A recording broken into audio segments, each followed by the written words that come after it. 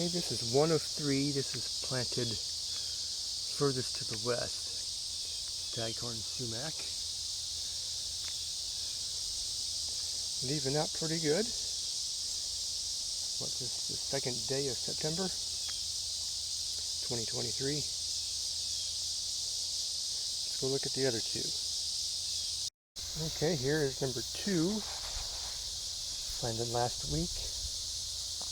Staghorn sumac. This one's in the center, right on the edge of the creek. Here we see the stump. I believe, yes, this would have been a mulberry that was here. There was also a maple here that I cut down, but this is the mulberry. It wasn't planned to come down, but fell down during an ice storm when I was outside here. I need to get a video up of that. Staghorn sumac number 2, right in the center. It's time to give it a drink. Okay, here's the third one planted last week. Staghorn sumac. No growth on it. Looks a little dry on top. Same as the other two. It's planted just like 6 feet away from the other one. And no life. Staghorn sumac. You have to keep an eye on it, see if it comes back. Do a scratch test, see what's going on. This is the arrowwood viburnum. And the same day as those other 2 or 3 staghorn sumacs. It's looking fine.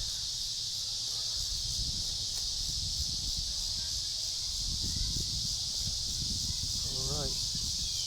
Arrowwood viburnum. This is planted to the north of the bottlebrush buckeyes and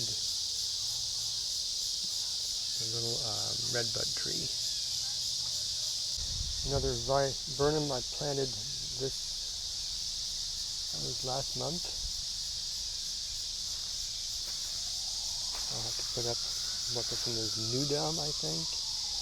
I'm not sure how to pronounce that. Looks like maybe some of the berries have been getting picked off.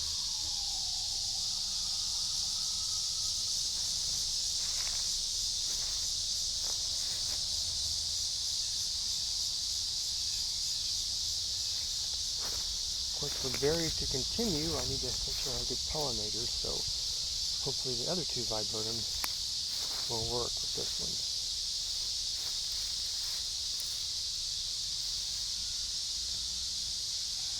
And behind here we have, in the midst of the violets and what appears to be a rose of Sharon, there is a sourwood tree, the red leaves and the spots there on it.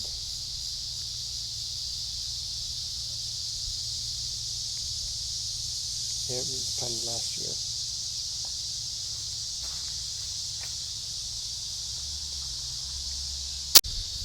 This is the 7 sun tree. We do have just a little bit of bloom here. Starts up with the blooms, and then it will be turning red after that with the bracts, or bracts. How do you say that? It does have quite a few of those on here, as well as a vine needs to come off. The form is, well, tree fell on it last year. It came back good. I'll post up a picture of it from earlier this year in spring. I thought I'd lost it, but it's come back all right. So we'll keep an eye on this in the next few months. A fall bloomer. And this hosta is past its prime on blooming, but what's nice about the late bloomers is they're very fragrant. Oh wow, yep, very nice. This one is guacamole.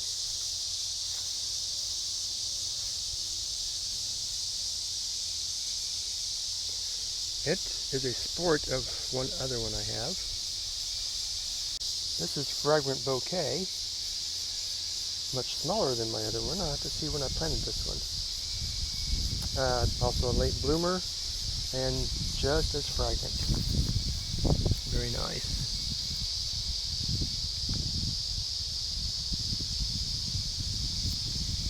Back here we have Blue Hawaii and Empress Wu, the largest, biggest hosta. Not here, not yet. In the back there we have humpback whale and a Japanese rose Kiera there. It's got a few blooms. Let's go take a look at those.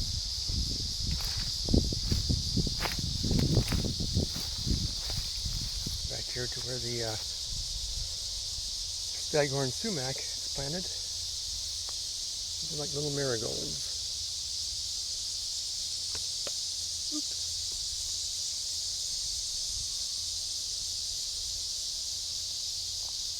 This plant is over 6 foot tall now.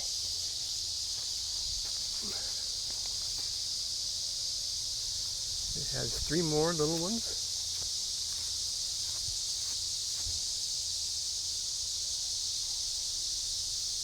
This is going to be hopefully a nice little sitting area here. That's the goal for this. And we have a river birch just starting up with its peeling bark.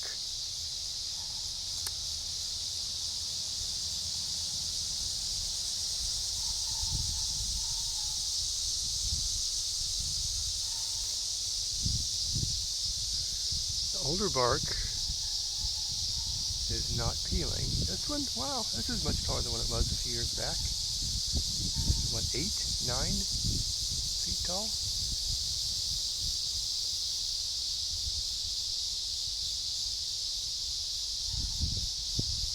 One other plant I want to show you. Okay, let's pass the Aurelia Sun King here. Let's go back onto the creek area, which is dry at this time of year. Not always. It is this year. It's been very dry.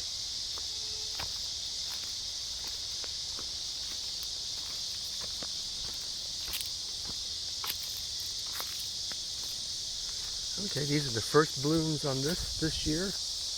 I believe this is a perennial sunflower. See, it's quite tall. This is, well, honeysuckle and the sunflower.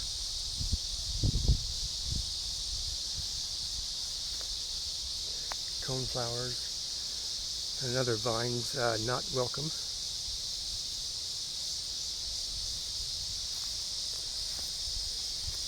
A little bit of black-eyed Susans and our weeping birch with a cicada shell on it.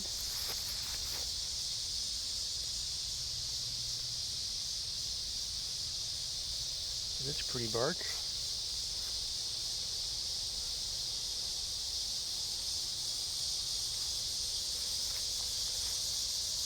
And it's probably 12 foot tall.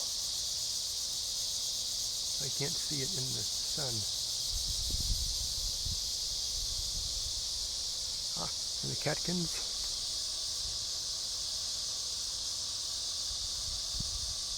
Let's look at these up here.